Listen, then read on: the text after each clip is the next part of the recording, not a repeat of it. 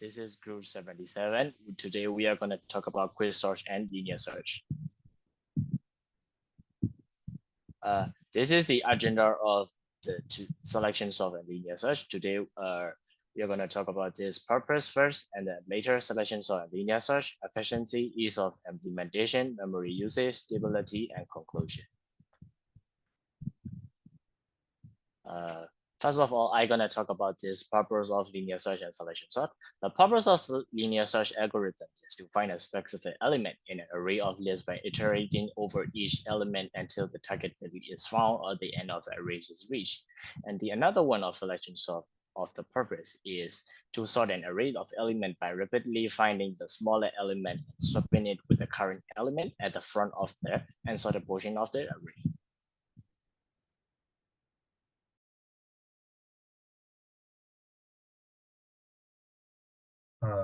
I'm gonna talk about linear search. Linear search is defined as a sequential search algorithm that starts at one end and goes through each element of a list until the desired element is found. Otherwise, the search continues till the end of the data set.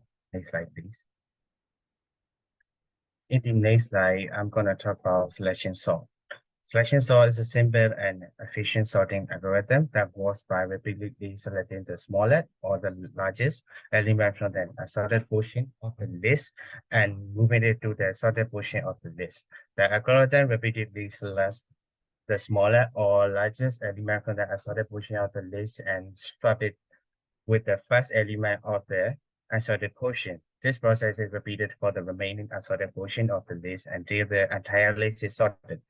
One vibration of the selection sort is called bidirectional selection sort, which goes through the list of elements by alternating between the smallest and largest element.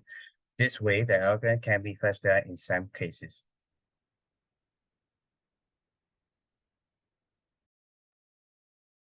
And I'm talking about efficiency of linear search and selecting sort. The worst case time complexity of linear search is 0 of n, where n is the number of elements in the array or list. This means that the algorithm must iterate over every element in the array or list to find the target value, which can be inefficient for large arrays. For the efficiency of selection sort, the worst case time complexity of selection sorts is 0 of n squared, where n is the number of elements in the array. This means that the algorithm must compare every pair of elements in the array, making it inefficient for large arrays. Next slide, please. Now I'm going to talk about the memory usage.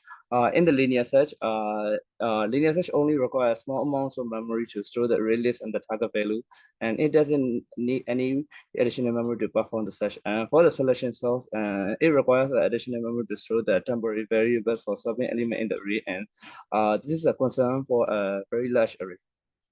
So the next slide. In the next slide, I'm going to talk about the example code for the selection sort.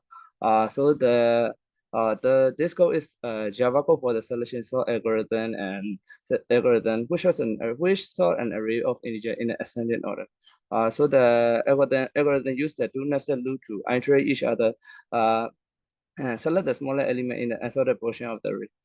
Then sort the element with the first element in the assorted portion of the array. So the process is repeated until the entire array is sorted in ascending order. At the end of the algorithm, and the array will be sorted in ascending order.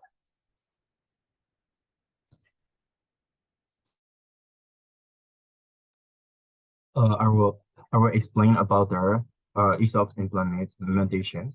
So linear search is a simple algorithm that is easy to implement in any programming language. It only requires a basic understanding of loops and array indexing.